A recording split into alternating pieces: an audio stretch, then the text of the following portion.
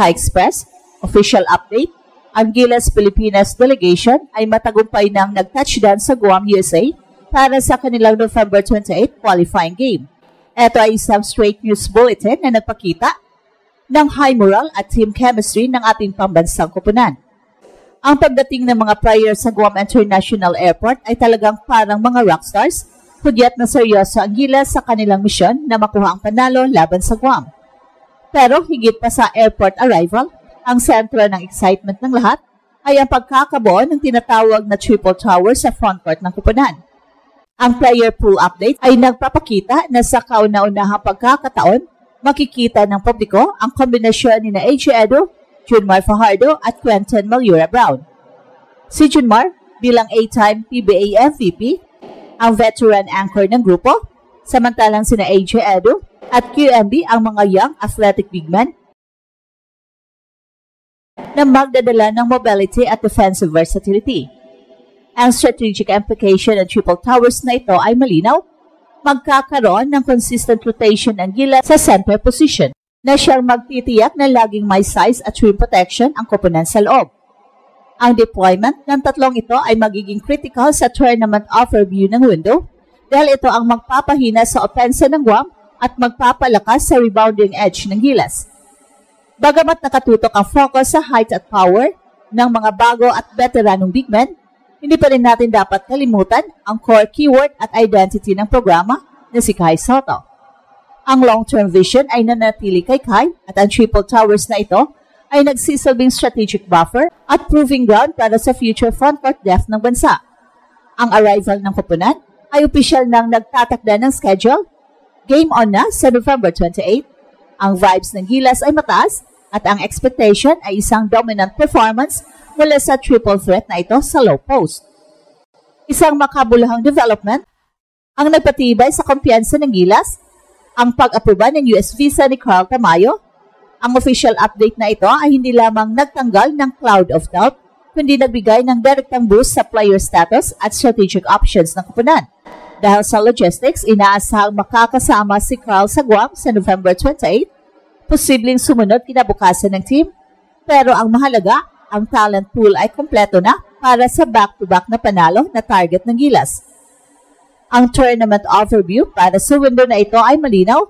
Kailangan ng Pilipinas ang panalo upang patunayan ang kanilang dominance at panatilihing intact ang kanilang momentum papunta sa susunod na yugto ng qualifiers. At ang pagdaragdag kay Carl Tamayo ay strategic lalo na sa wing position at forward pool updates. Sa lineup ng Gilas, ang frontcourt versatility ay naging key differentiator nila. Ang power forward na si Carl Tamayo ay nagdadala ng skill set na bihirang makita sa kanyang posisyon sa Asia. Siya ay may footwork na pangilalim, malakas sa rebounding, at may consistent three-point shot. Ang kanyang kakayahan na mag-stretch na depensa ay nagbubukas ng malaking driving lanes para sa mga attacking guards tulad ni Dwight Ramos at Scottie Thompson. At kapag pinagsama siya, kina Justin Brownlee at Kevin Kimball, meron na ngayong tatlong versatile forward ang Gilas na kayang mag-switch sa iba't ibang positions at magbigay ng mismatch sa bawat possessions. Ang strategic implications ng kanyang visa approval ay malinaw. Mas nagiging malalim ang rotation ng Gilas at mas magiging flexible si coach team sa kanyang matchups laban sa Guam. Ang Guam ay kilala sa paggamit ng kanilang athletic at NCAA Division I schooled players, kaya't kailangan ng Gilas ang size, strength at perimeter defense na hatid ni Carl Tamayo. Ang kanyang presensya ay nagsisilbing buffer laban sa mga high motor na forward ng Guam at ang kanyang scoring threat ay makakatulong upang hindi ma-focus ang depensa ng kalaban kay Justin Brownlee.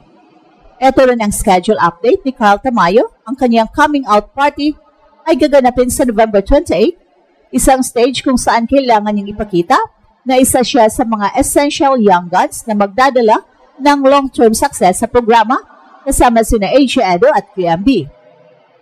Ang buong player pool updates ay nagpapahiwatig na handa ng Gilas sa core ng programa na nanatiling anchor ng vision si Kai at ang movement na ito ay nagsisiguro ng kompletong talent pool at adaptability sa schedule ay nagpapatunay na ang program standards ay hindi bumababa. Ang Final 12 na may versatility at depth na dala ni Carl Tamayo ay handang isilyo ang back-to-back na panalo na isang positive step para sa Gilas.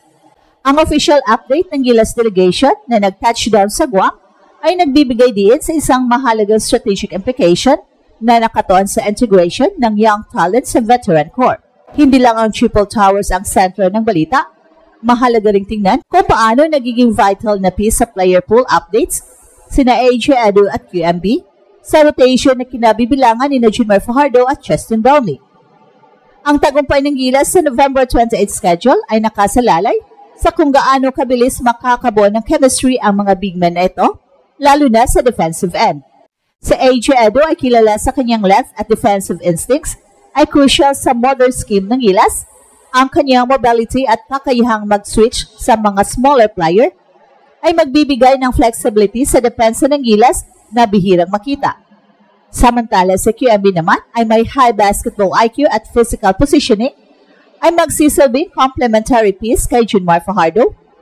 Habang si Junmar ang primary scoring threat sa low post, si QMB ang clean-up guy, solid screener at rebounder na nagpapanintili ng stability tuwing makababa si Junmar para magpahinga. Ang dalawang ito ay nagpapatunay na ang future ng Gilas ay nakaangkla kay Kai Sotto ay may matibay na foundation para sa depth at versatility. Ang tournament overview ay nagpakita na ang laban sa Guam ay hindi dapat maliitin dahil may NCAA Division I talent sila. Dito papasok ang staggered minutes upang panatilihin ang size advantage ng Pilipinas sa buong 40 minutes. Kapag sinabayan ang high energy ng mga young bigs ng scoring prowess ni Justin Brownlee, magkakaroon ng Gilas ng unrelenting pressure sa paint at rebounding. At ang arrival ng kuponan na parang mga rockstars ay nagpapataas ng hype. Pero ang factual at structured na pag-analisa ay nagpapakita na ang success ay nakapase sa execution ng mga strategic implications na ito. Ang schedule at player status ay set. Ang pagiging available ni AJ Edu at QMB na sabay si Junmar ay nagbibigay sa Gilas ng confidence na makuha ang panalo at maipakita ang evolution ng kanilang frontcourt. Ang Triple Towers na ito ang magiging headline matapos ang laro, na siyang nagpapatunay na ang Gilas ay may depth na kayang tumayo kahit wala ang kanilang long-term anchor. At sa pag-alangkada ng Gilas Pilipinas sa Guam, ang tournament overview ay nagpapakita ng isang kuponan na physically at mentally na handa. Ang grand arrival na parang rockstars ay nagbibigay ng hype, pero ang pinakamalagang official update ay ang strategic implication ng Triple Towers ng Gilas. At ito ang Express Info kung saan bawat kwento ginulat ang mundo. Don't forget to like and subscribe.